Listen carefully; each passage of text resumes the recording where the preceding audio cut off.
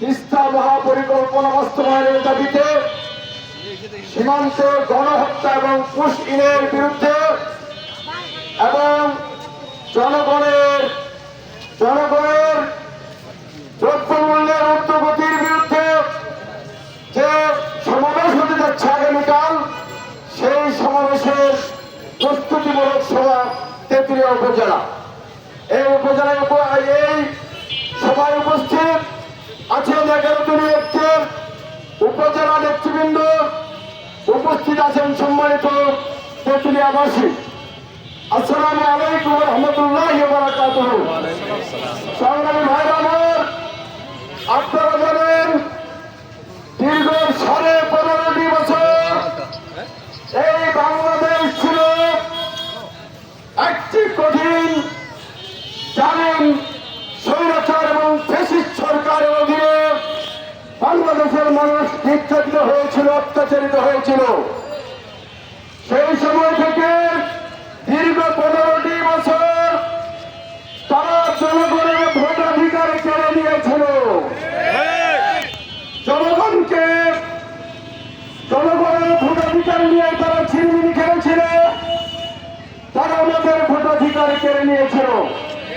সংগ্রামী ভাইরা আমার, তারা আমাদের বাক স্বাধীনতা কেড়ে নিয়েছিল, তারা মিছিল মিটিং এর অধিকার কেড়ে নিয়েছিল। ভাইরা আমার, তারা চাকরির ক্ষেত্রে ছাত্র সমাজের, আপনারা শুনলে অবাক হবেন, 56% শুধু কোটা ছিল, কোটা চাকরির ক্ষেত্রে। ছাত্র সমাজ এই অন্যায়ের বিরুদ্ধে, বৈষম্যের বিরুদ্ধে জেগে উঠেছিল। দীর্ঘ 15টি বছর ছাত্র জনতার গণ আন্দোলনের মাধ্যমে সেই ফ্যাসিস্ট সরকারের, জালিম স্বৈরাচার সরকারের পতন হয়েছে।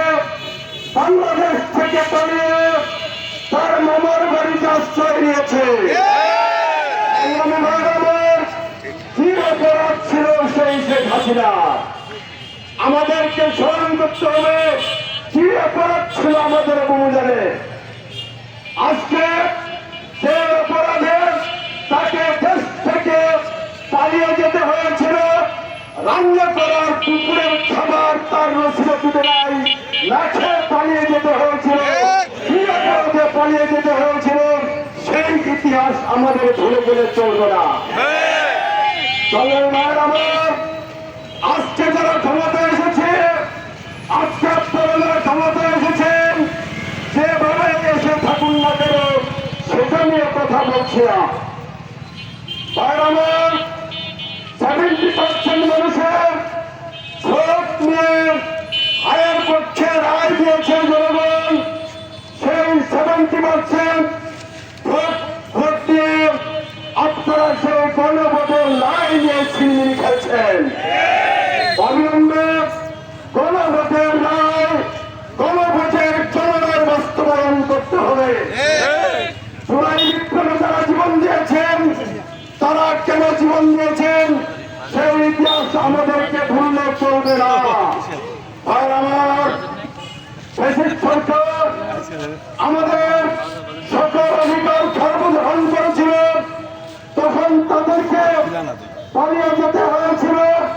তারা বাংলাদেশের দেশের অর্থনীতি ধ্বংস করেছে, তারা ব্যাংক লুট করেছে, তারা চাঁদাবাজি করেছিল, তারা হলমার্ক কেলেঙ্কারি করেছিল, তারা শেয়ার বাজার ধ্বংস করেছে, তারা ইসলামী ব্যাংকে ধ্বংসের তার প্রান্তে নিয়ে এসেছিল। সেই কারণে বাংলাদেশের জনগণ জাগ্রত হয়ে সেই ফ্যাসিস্টকে বিদায় নিয়েছে, ভুললে চলবে না। আমার আজকের সরকার যারা ক্ষমতা এসেছেন, তারা কি নতুন করে শেখ হাসিনার শাস্তি শুরু করেছেন কিনা ভাবতে হবে। শেখ হাসিনা যা যা করেছে আপনারা উৎসাহী পথে হাঁটছেন কিনা একটু ভেবে দেখুন। ক্ষমতায় আসার পর তারা জনগণের ভোটাধিকার নষ্ট করেছে, ভোটের রায় নিয়ে তারা ছিনিমিনি খেয়েছেন। জনগণের গণভোটের রায় তারা রায় নিয়ে ছিনিমিনি খেলেন। আজকে তারা জনগণের রায় বাস্তবায়ন করছে না। ভাই আমার, জনগণের আয়ের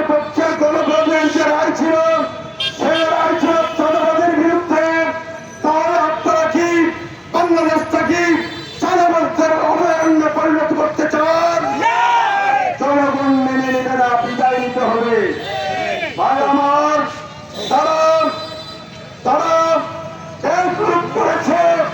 আপনারা এসে ইসলামী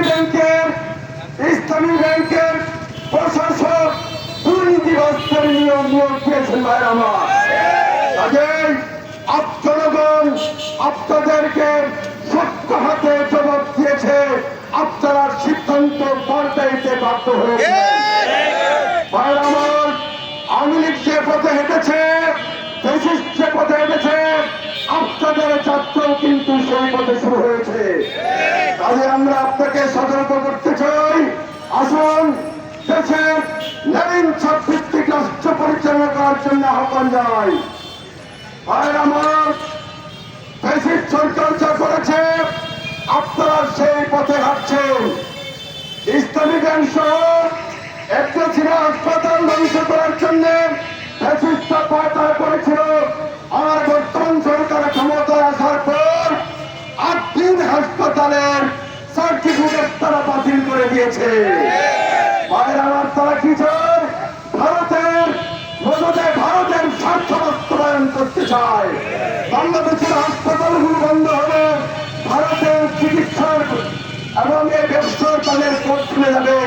ভারতের ইশারায় তারা বাংলাদেশের হাসপাতাল করার মূলত নেই, হাসপাতাল বন্ধ করার ষড়যন্ত্র, এটি পার্শ্ববর্তী দেশের ষড়যন্ত্র বাস্তবায়ন বর্তমান সরকার করছে। আমরা সতর্ক করে দিতে চাই, আপনাদের সকল ইতিবাচক জনস্বার্থের পক্ষে সকল কাজে আমরা সহযোগিতা করতে চাই। আমরা আপনাদের সকল পজিটিভ কাজের সমর্থন জানাতে চাই। কিন্তু যদি জনগণের স্বার্থ নিয়ে ছিনিমিনি খেলেন, তাহলে আমরা পার্লামেন্টের জবাব দিব এবং জনগণকে সাথে নিয়ে আমরা এর জবাব আপনাদেরকে দিয়ে দিব ইনশাআল্লাহ। অতএব আসুন, আমরা চাঁদাবাদ মুক্ত বাংলাদেশ করতে চাই, দুর্নীতি মুক্ত বাংলাদেশ করতে চাই। আপনারা জুলাই সনদ বাস্তবায়নের কথা, জুলাই সনদ আপনারা বাস্তবায়ন করছেন না, তার মানে আপনারাও কি তাদের মতো চাঁদাবাজি করতে চান? আপনারা কি আদালতে ন্যায়বিচার বন্ধ করতে চান? আপনারা দুর্নীতি দমন কমিশনের দুর্নীতি দমনের যে দুর্নীতি দমন অধ্যাদেশ পাশ করা হয়েছে জুলাই সনদে, আপনারা সেই দুর্নীতি দমন অধ্যাদেশকে আপনারা বাতিল করলেন। তার মানে আপনারা কি আমার দেশটাকে দুর্নীতিবাজদের অভয়ারণ্যে পরিণত করতে চান? জনগণ তার জবাব দেবে। অনতিবিলম্বে জুলাইয়ের সনদ বাস্তবায়ন করতে হবে, গণভোটের রায় বাস্তবায়ন করতে হবে। গণভোটের রায় বাস্তবায়ন ছাড়া বাংলার জনগণ এই আন্দোলন থেকে তারা ঘরে ফিরবে না।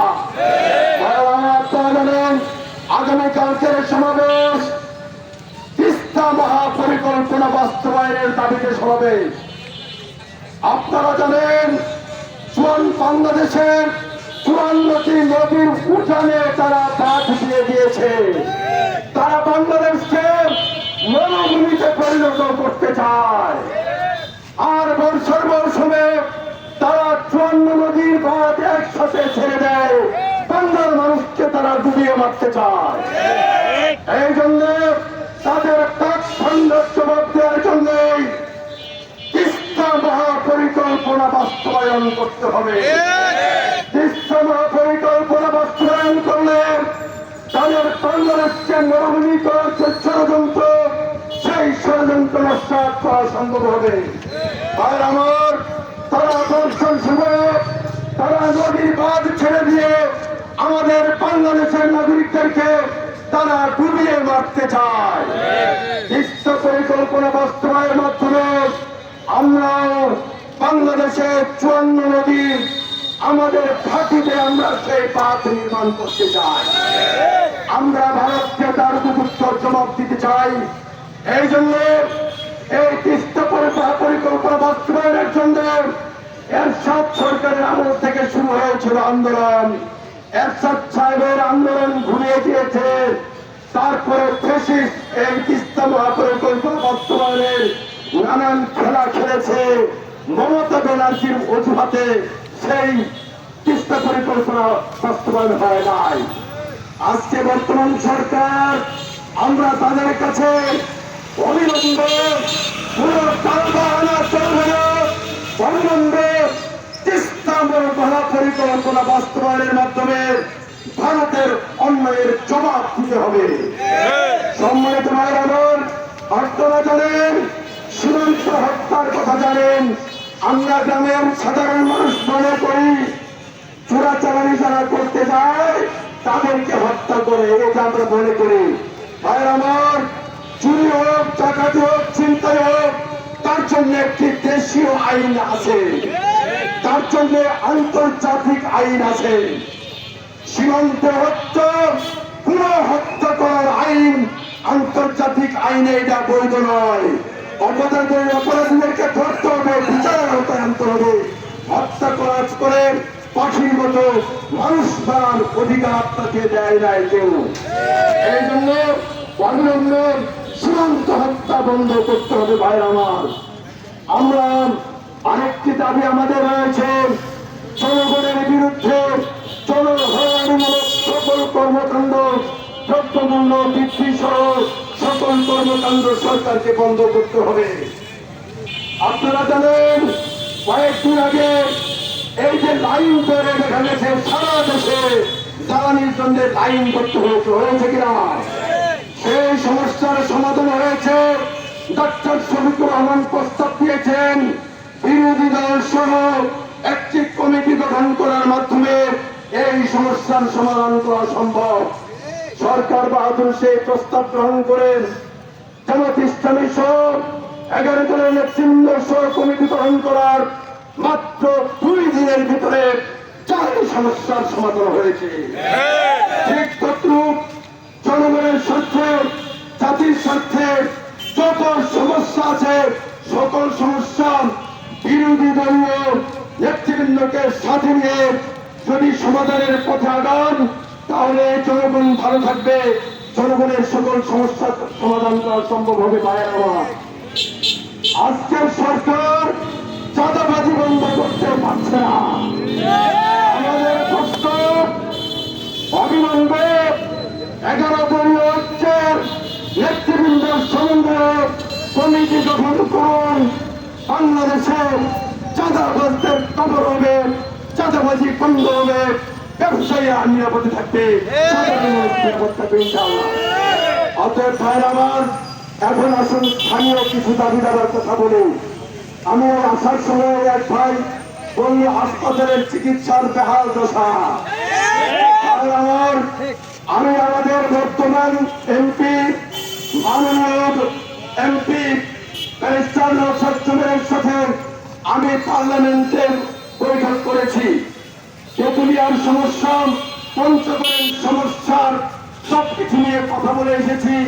গত পরশু দিনে সমস্যা সমাধানের তালিকা তার হাতে পৌঁছে দিয়েছি। তিনি রিসিভ করেছেন, বলেছেন সবাই মিলে এলাকার সমস্যা সমাধান করা হবে।